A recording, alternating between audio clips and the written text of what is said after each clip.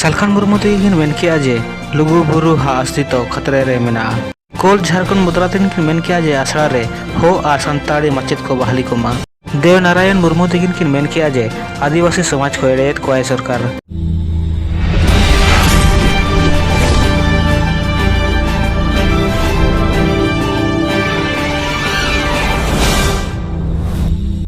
लालपिने रे मेना संताड़ को आड़ी मारांग धर्मगाड़ कना।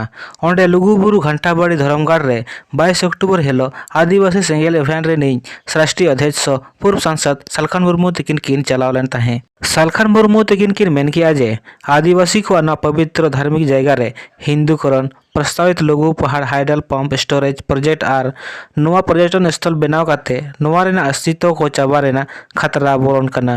नवा लागित ते दो झारखंड मुक्ति मोर्चा और समिति अध्यक्ष को आयमा गान नवा रे दोषी मेना खोआ। नुकु प्रतिनिधि मंडल पारोमेन 18 अक्टूबर हेलो सिरम मंत्री साव रांची रे को ᱧᱟᱯᱟᱢᱟ। ओंडे गे जानकारी ᱧᱟᱢ आकाना जे 5 नवंबर hello Jharkhand Mukti Morcha rain B team रिन होड़ लुगुबुरु समिति और माझी परगना महाल जुतुमते विरोध प्रदर्शन को ओना रेना को तैयारी एदा जहां दो मिटंग ढोंग कना।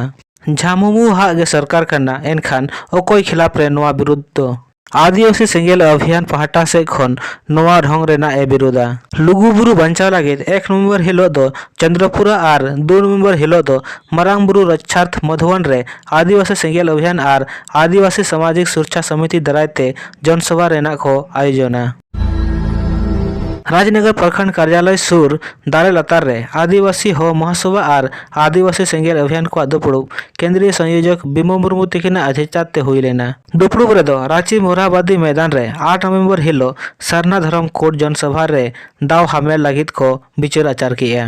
सुनाराम सोरेन तकिन मेन किया जे सरना धर्म मानव होड़ को संख्या करोड़ रे मेना को तहन तुलुज रे हो सरना धर्म रे मान्यता बाय ᱧᱟᱢ आकाना।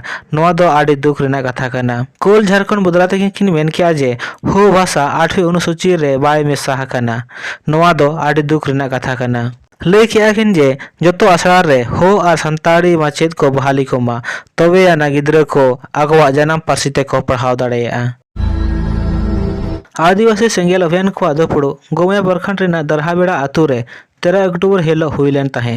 नोआ रेना अध्यक्षता दो पत्रा सेमरम और संचालन सेंगेल सरना धर्म मटोवा प्रदेश अध्यक्ष रामकुमार मुर्मू तकिन ना कुरुमुटुते हुई लेन ताहे। अभियान रेनी झारखंड प्रदेश अध्यक्ष देव नारायण मुर्मू तकिन किन मेन किया जे 8 नवंबर हिलो रांची रेना मोरहाबादी मैदान रे सरना धर्म कोड जनसभा हुआ। नोडे दो बिहार पश्चिम बंगाल असम ओडिशा झारखंड त्रिपुरा अरुणाचल प्रदेश साउते नेपाल भूटान और बांग्लादेश खन हो आदिवासी को हजुआ। बिसी खन बिसी होड़ हेज काते नोडे दाव को हतावा। हेमंत सोरेन सरकार दो सरना धर्म कोड जायगा रे आबो को एड़े काते और ईसाई आदिवासी को खुशी होचो लगिद सरना आदिवासी धर्म कोड रेना ए अनुशंसा आकाय नोआ रेना जवाब ले एमाया। नोंका गे राष्ट्रीय मान्यता ᱧᱟᱢ आखान सानताड़ी पार्सी ऑलचिकी दो नितो धाबी झारखंड रेना पोइलू राजभाषा रेना दर्जा बाय एम आकाय। झामुमु दो कुर्मी को आदिवासी बनाव रेना समर्थन आकाय। पश्चिम बंगाल रे टीएमसी और ओडिशा रे बीजेडी हो समर्थन आकाय। नोआ रे आदिवासी सेंगेल अभियान दो विरोधाय। मारांग बुरु परासनाथ पहाड़ हेमंत सोरेन दो लिखित रूप ते जिनियो को एम आका खोआ। नोआ दो बाड़िज गया। देव नारायण मुर्मू तकिन दो हानते किन मेन इदी किया जे तेहें आदिवासी समाज को बंचाविज दो मिटंग नेता मेनाया जहां दो पूर्व सांसद सालखान मुर्मू खनाय।